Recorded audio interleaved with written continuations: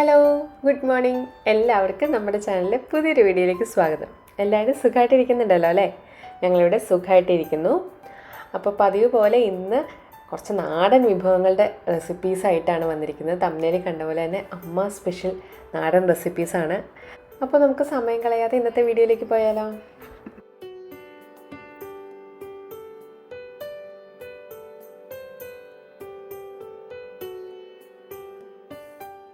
ഞങ്ങൾ നാട്ടിലെത്തിയ ദിവസം ഉണ്ടായിരുന്ന നാടൻ ഊണിലെ ഞങ്ങളുടെ ഫേവറേറ്റ് ഐറ്റമായിരുന്നു മാങ്ങയും മീനും കൂടെ തേങ്ങാപ്പാൽ ഒഴിച്ച് വെച്ച ഒരു സ്പെഷ്യൽ കറി. അപ്പോൾ അന്ന് മുതൽ ഞാൻ മമ്മിയുടെ അടുത്ത് ഇതിൻ്റെ റെസിപ്പി ചോദിച്ച് നടക്കുന്നതാണ്. അപ്പോൾ പിന്നീട് ഒരിക്കലും ഉണ്ടാക്കുമ്പോൾ അതിൻ്റെ വീഡിയോ എടുത്ത് വെക്കാൻ കരുതി അങ്ങനെ എടുത്ത് വെച്ചിരുന്നൊരു വീഡിയോ ആണ് കേട്ടോ ഇത്.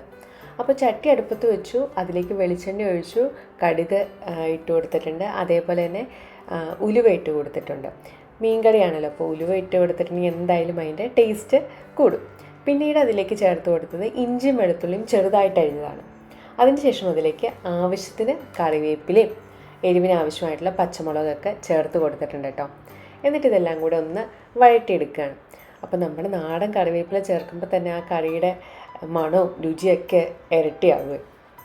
അപ്പോൾ ഇനി നമുക്ക് ഇതിൻ്റെ അകത്തേക്ക് മസാല ചേർത്ത് കൊടുക്കാം. അപ്പോൾ ഇവിടെ മമ്മി ചെയ്തെന്താണെന്ന് വെച്ചിട്ടുണ്ടെങ്കിൽ മുളകും മഞ്ഞൾപ്പൊടിയും കൂടെ മിക്സിയിലൊന്ന് അരച്ചെടുക്കുകയാണ് ചെയ്തത്. അത് വേറൊന്നും കൊണ്ടല്ല, നമ്മളിവിടെ വീട്ടിൽ തന്നെ പൊടിപ്പിക്കുന്ന പൊടിയാണ്. അപ്പോൾ ആ പൊടിയിൽ ഇത്തവണ പൊടിപ്പിച്ചപ്പോൾ അത്ര നേർത്ത പൊടിയായിട്ടല്ല നമുക്ക് കിട്ടിയത്, കുറച്ച് കൂടെ തരി ഉണ്ടായിരുന്നു. അപ്പോൾ മമ്മി എപ്പോഴും കറികളിൽ ചേർക്കാൻ നേരത്തെ മിക്സിയിൽ ഇട്ടൊന്ന് അടിച്ചിട്ടാണ് കറികളിൽ ചേർക്കാറെന്നാണ് പറഞ്ഞത്. അപ്പോൾ കുറച്ച് വെള്ളം കൂടെ ചേർത്ത് നന്നായിട്ട് അരച്ച് പേസ്റ്റ് പോലെയാക്കി അത് നമ്മുടെ കറിയിലേക്ക് ചേർത്ത് കൊടുത്തിട്ടുണ്ട്. എന്നിട്ട് ഇനി നമ്മുടെ ഈ ഒരു മസാലക്കൂട്ടിൻ്റെ എന്താ പറയുക, അതിൻ്റെ എണ്ണയൊക്കെ ഒന്ന് തെളിയണം, അതിൻ്റെ റോ ടേസ്റ്റ് ഒന്ന് മാറിക്കിട്ടണം. പ്രത്യേകിച്ച് നമ്മൾ വെള്ളം ചേർത്ത് അരച്ച സ്ഥിതിക്ക് കുറച്ച് നേരം വഴറ്റി അതിൻ്റെ അകത്ത് എണ്ണ തെളിഞ്ഞ ശേഷമാണ് നമ്മൾ ബാക്കി വെള്ളം കൂടെ ചേർത്ത് കൊടുക്കുന്നത്. ഈ വെള്ളം എന്ന് വെച്ചിട്ടുണ്ടെങ്കിൽ നമ്മുടെ മീൻ ചാറിന് ആ ഒരു കറിക്ക് എത്രമാത്രം ചാറ് വേണോ അതിനനുസരിച്ചാണ് കേട്ടോ വെള്ളം ചേർത്ത് കൊടുത്തത്. അപ്പോൾ അതിനോടൊപ്പം തന്നെ നമ്മളിവിടെ മീൻ വറക്കാൻ ഉദ്ദേശിക്കുന്നുണ്ട്. അപ്പോൾ അതിന് വേണ്ടിയിട്ട് നമ്മൾ ആദ്യമേ എടുത്ത് വെച്ചിരുന്ന ആ അരപ്പിൽ നിന്ന് നമ്മൾ കുറച്ചെടുത്തു, അതിലേക്ക് കുറച്ച് കുരുമുളക് പൊടിയും ഉപ്പും ചേർത്തിട്ട് അതൊന്ന് നന്നായിട്ടൊന്ന് തിരുമുന്നുണ്ട്. നമ്മൾ സാധാരണ മീൻ കറി വെക്കുമ്പോൾ അല്ലെങ്കിൽ മീൻ വറക്കുമ്പോഴൊന്നും മല്ലിപ്പൊടി ചേർക്കാറില്ല കേട്ടോ. അങ്ങനെ മീൻ വറക്കാൻ വേണ്ടി മാരിനേറ്റ് ചെയ്ത് വെച്ചു. ഈ സമയത്ത് നമ്മുടെ മീനും മാങ്ങയും കൂടെയുള്ള കറി വെക്കാൻ വേണ്ടിയിട്ട് നമ്മൾ ചട്ടിയിൽ അടുപ്പത്ത് വെച്ചിട്ടുണ്ടായിരുന്നില്ലേ, അതപ്പോൾ നന്നായിട്ട് തിളച്ച ശേഷമാണ് നമ്മളതിലേക്ക് കഴുകി വൃത്തിയാക്കി വെച്ചിരിക്കുന്ന മീൻ കഷ്ണങ്ങൾ ഇട്ട് കൊടുക്കുന്നത്. ഏത് മീനായാലും കുഴപ്പമില്ല കേട്ടോ. ഇവിടെ നമ്മൾ ആവോലിയാണ് മീൻ എടുത്തിരിക്കുന്നത്. എന്നിട്ട് മീൻ കഷ്ണങ്ങൾ ഓരോന്നായിട്ട് അതിലേക്ക് ഇട്ട് കൊടുക്കുക. അപ്പോൾ മീൻ നിരപ്പിന് വെള്ളം കിടക്കാൻ പാകത്തിന് വേണം അതിൻ്റെ ഒരു ചാറിൻ്റെ ഒരു പരുവെന്ന് പറയുന്നത്. എന്നിട്ട് നമ്മളത് മൂടി വെച്ച് വേവിക്കുകയാണ്. മീൻ ഇനി ഒന്ന് വെന്ത് കിട്ടണമല്ലോ. അപ്പോൾ ആ മീൻ വെന്ത് വരുന്ന ഗ്യാപ്പിൽ നമുക്കിതിലേക്ക് ആവശ്യമായിട്ടുള്ള തേങ്ങാപ്പാൽ പിഴിഞ്ഞെടുക്കാം. അപ്പോൾ നമ്മളിവിടെ മിലാനിലൊക്കെ നമ്മൾ കൂടുതലും ടിന്നിൽ വാങ്ങിക്കുന്ന ക്യാൻഡ് കോക്കനട്ട് മിൽക്കാണ് കറികളിലെല്ലാം ഉപയോഗിക്കാറ്. പക്ഷേ എന്തുകൊണ്ടും എപ്പോഴും നല്ലത് നമ്മുടെ നാട്ടിലെ പോലെ തന്നെ തേങ്ങ ചിരകി പാല് പിഴിഞ്ഞെടുക്കുന്ന ആ തേങ്ങാപ്പാലിൻ്റെ ടേസ്റ്റ് അതൊന്ന് വേറെ തന്നെയാണ് കേട്ടോ. അപ്പോൾ അമ്മ അങ്ങനെ തേങ്ങാപ്പാൽ പിഴിഞ്ഞെടുത്ത് വെച്ചിട്ടുണ്ട്. ഒരു മുഴുവൻ തേങ്ങ ചിരണ്ടി പാലെടുത്ത് വെച്ചിരിക്കുന്നതാണ് കേട്ടോ അത്. അപ്പോൾ ഈ സമയത്ത് നമ്മൾ മീൻ നന്നായിട്ട് വേവുകയും ചെയ്തു, കുറച്ച് അതിൻ്റെ അകത്തുള്ള ചാറൊന്ന് വറ്റി കിട്ടിയിട്ടുണ്ട്. ഇനി നമ്മളിതിൻ്റെ അകത്തേക്ക് കഴുകി വൃത്തിയാക്കി വെച്ചിരിക്കുന്ന മാങ്ങ കഷ്ണങ്ങൾ ഇട്ട് കൊടുക്കുകയാണ്. അത്യാവശ്യം പുളിയുള്ള മാങ്ങ ചേർക്കുന്നതാണ് നല്ലത്, എങ്കിലേ നമ്മുടെ മീനിനൊക്കെ നല്ല പുളി കിട്ടത്തുള്ളൂ. അപ്പോൾ നമ്മൾ മാങ്ങ ചേർത്ത് കൊടുത്തിട്ടുണ്ട്. അതേപോലെ തന്നെ ഇതിലേക്ക് നമ്മളിനി തേങ്ങാപ്പാൽ ചേർത്ത് കൊടുക്കാൻ പോവാണ്. അപ്പോൾ 1-ാം പാൽ 2-ാം പാൽ എന്നുള്ള രീതിയിലൊന്നും അല്ല കേട്ടോ. തേങ്ങ കുറച്ച് വെള്ളം ചേർത്ത് അടിച്ച് കിട്ടുന്ന ആ ഒരു പാൽ മൊത്തത്തിൽ നമ്മൾ എടുക്കുകയാണ് ചെയ്തത്. അല്ലാതെ നമ്മളിനി 2-ാം പാൽ ഒഴിക്കുക അങ്ങനെയൊന്നുമില്ല കേട്ടോ. ഒറ്റ തവണ നമ്മൾ തേങ്ങാപ്പാൽ എടുത്തിട്ടുള്ളൂ. അപ്പോൾ മാങ്ങ ചേർത്ത് നമ്മൾ സ്പൂൺ കൊണ്ടല്ല ഇളക്കുന്നത്, നമ്മളൊന്ന് ചുറ്റിക്കുകയാണ് ചെയ്തത്, കണ്ടല്ലോ. എന്നിട്ട് അതിലേക്ക് തേങ്ങാപ്പാലും ചേർത്തു. എന്നിട്ട് ഇത് മൂടി വെച്ച് നന്നായിട്ട് തിളയ്ക്കണം. നമ്മുടെ മാങ്ങ നന്നായിട്ടൊന്ന് വെന്ത് വരണം. അപ്പോൾ അതാണ് നമ്മുടെ സ്പെഷ്യൽ മാങ്ങയും മീനും ഇട്ട തേങ്ങാപ്പാൽ ഒഴിച്ചുള്ള കറിയുടെ ആ ഒരു രഹസ്യക്കൂട്ടെന്ന് പറയുന്നത്. അപ്പോൾ നമ്മൾ നാട്ടിൽ നിൽക്കുമ്പോൾ നമ്മൾ എപ്പോഴും നമുക്ക് ഉണ്ടാക്കുന്ന എല്ലാ ഭക്ഷണത്തിൻ്റെയും വീഡിയോ എടുക്കാൻ പറ്റില്ല. അപ്പോൾ ഞാൻ പലപ്പോഴായിട്ട് മമ്മി ഓരോ ഫുഡ് ഉണ്ടാക്കുമ്പോൾ അതിൻ്റെയൊക്കെ വീഡിയോസ് എടുത്ത് വെച്ചിട്ട് ഇപ്പം ഞാൻ ഒരു 3-4 റെസിപ്പിയുടെ വീഡിയോ ഒരുമിച്ചാണ് കേട്ടോ ഈ ഒരു വീഡിയോയിൽ കാണിക്കുന്നത്. കാരണം നിങ്ങൾക്കറിയാം, ഞങ്ങൾ കുറച്ച് യാത്രകൾ ചെയ്തിട്ടുണ്ടായിരുന്നു. അതുകൂടാതെ നമ്മുടെ കുറേ ഫാമിലി ടൈം ഉള്ളപ്പോൾ ഇപ്പോഴും നമുക്ക് വീഡിയോ എടുക്കുന്നത് അത്ര എളുപ്പമുള്ള കാര്യമല്ലാത്തത് കൊണ്ട് നമ്മൾ ചില സമയത്ത് മാത്രമേ നമ്മൾ ഫുഡൊക്കെ ഉണ്ടാക്കുന്നത് സ്പെഷ്യൽ റെസിപ്പീസൊക്കെ ആണെങ്കിൽ മാത്രമേ നമ്മൾ ഫുഡ് ഉണ്ടാക്കുന്നതിൻ്റെ വീഡിയോസ് എടുക്കാറുള്ളൂ. അപ്പോൾ അത്തരത്തിലെടുത്ത 1-2 ദിവസത്തെ വീഡിയോസ് ഒരുമിച്ചാണ് ഞാൻ ഇതിൻ്റെ അകത്ത് കാണിക്കുന്നത്. അപ്പോൾ നമ്മൾ മാങ്ങയും അതേപോലെ തന്നെ മീനും വെക്കുന്നത് എങ്ങനെയാണെന്ന് കണ്ടു അല്ലേ. അതേപോലെ തന്നെ നമ്മളിനി ക്യാരറ്റ്, മമ്മി ക്യാരറ്റ് വളർത്താൻ നേരത്ത് സാധാരണ ചെയ്യാറ് ക്യാരറ്റ് ചെറുതായിട്ട് അരിഞ്ഞതിലേക്ക് സവാളയും അതേപോലെ തന്നെ പച്ചമുളകും കറിവേപ്പിലയും എല്ലാം കൂടെ നന്നായിട്ട് അരിഞ്ഞ് ചേർത്തിട്ട് നമ്മുടെ പാനിൽ വെളിച്ചെണ്ണ ഒഴിച്ച് കടുക് പൊട്ടിച്ച് അതിലേക്ക് മഞ്ഞൾപ്പൊടി ഇട്ട് അതൊന്ന് മൂപ്പിച്ച ശേഷം ഈ അരിഞ്ഞ് വെച്ചിരിക്കുന്ന എല്ലാം കൂടെ ഒരുമിച്ച് അങ്ങ് മിക്സ് ചെയ്യുകയാണ് ചെയ്യുന്നത്. എന്നിട്ട് ഇതിലേക്ക് ഉപ്പ് വെള്ളമാണ് ഒഴിക്കുന്നത് കേട്ടോ. ഉപ്പ് കല്ല് വെള്ളത്തിലിട്ട് ആ ഉപ്പ് വെള്ളമാക്കിയതാണ് ഒഴിക്കുന്നത്. എന്നിട്ട് നന്നായിട്ട് ഇളക്കി യോജിപ്പിച്ച് ഇതൊന്ന് വാടി വന്നു കഴിയുമ്പോൾ അതിലേക്ക് തേങ്ങ ചേർക്കും. ചില സമയത്ത് തേങ്ങ ചേർക്കാതെ ഉണ്ടാക്കാറുണ്ടെന്ന് കേട്ടോ പറഞ്ഞത്. അപ്പോൾ ഇങ്ങനെ ഉണ്ടാക്കുമ്പോൾ ഒരു പ്രത്യേക ടേസ്റ്റുണ്ട്.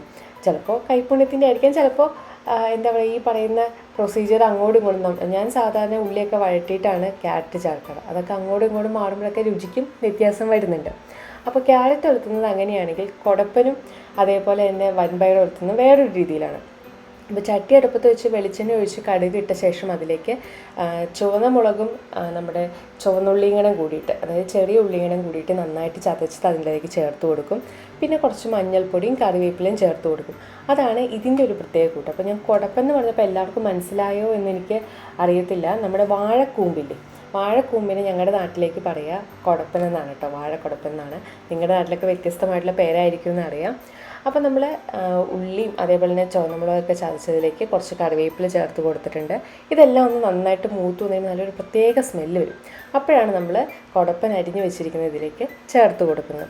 അപ്പോൾ ചെറുതായിട്ട് കൊത്തി അരിഞ്ഞത് നമ്മൾ വെള്ളത്തിലിട്ട് വെച്ചിരിക്കുകയാണ്. എന്ന് വെച്ചാൽ അതിൻ്റെ അകത്ത് കുറേ കറിയൊക്കെ ഉണ്ടാവുമല്ലോ, അപ്പോൾ അതൊന്ന് പോകാൻ വേണ്ടിയിട്ടാണ് വെള്ളത്തിലിട്ട് വെച്ചത്.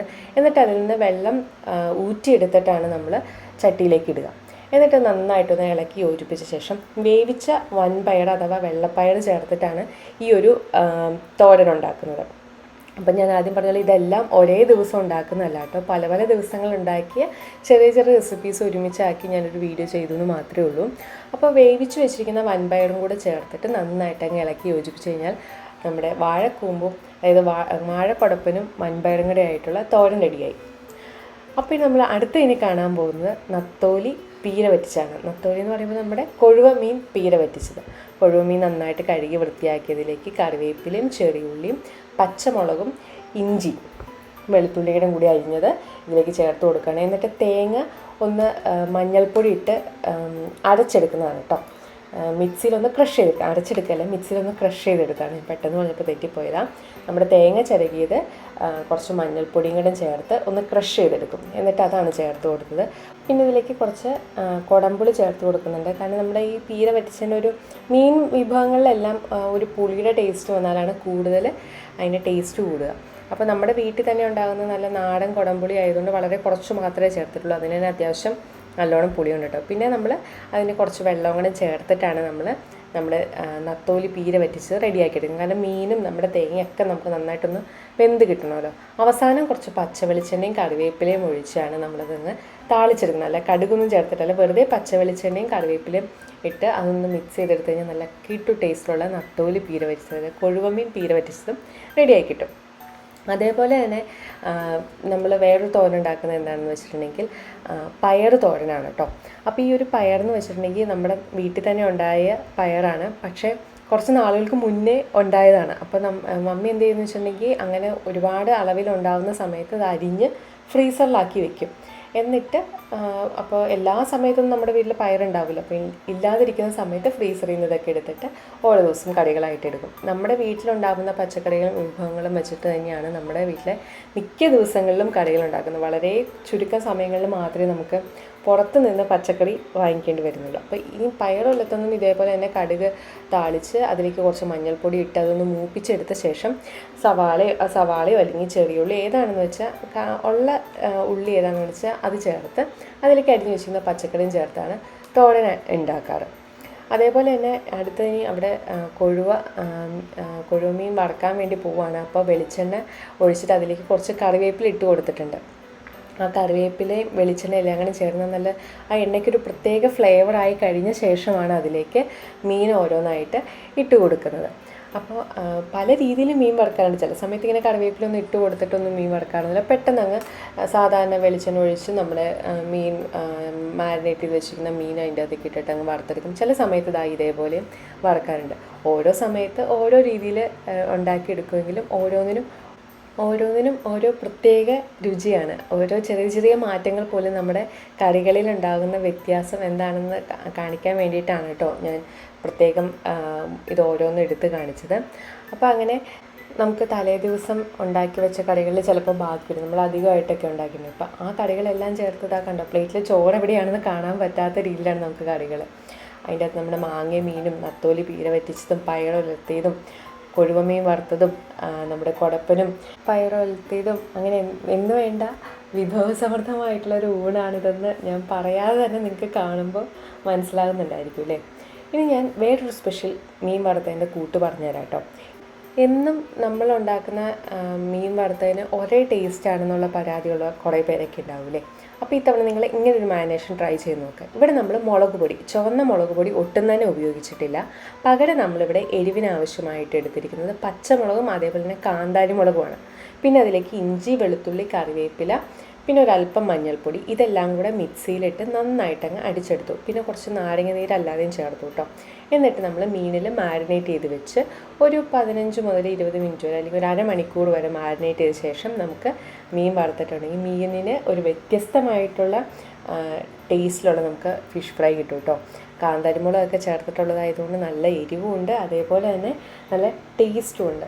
അപ്പോൾ ഇതിനു വേണ്ടി ഇവിടെ എടുത്തിരിക്കുന്നത് കിളിമീനാണ്. അപ്പോൾ ഞങ്ങൾക്ക് മിക്ക ദിവസങ്ങളിൽ തന്നെ മീൻ വിഭവങ്ങളുണ്ടായിരുന്നു.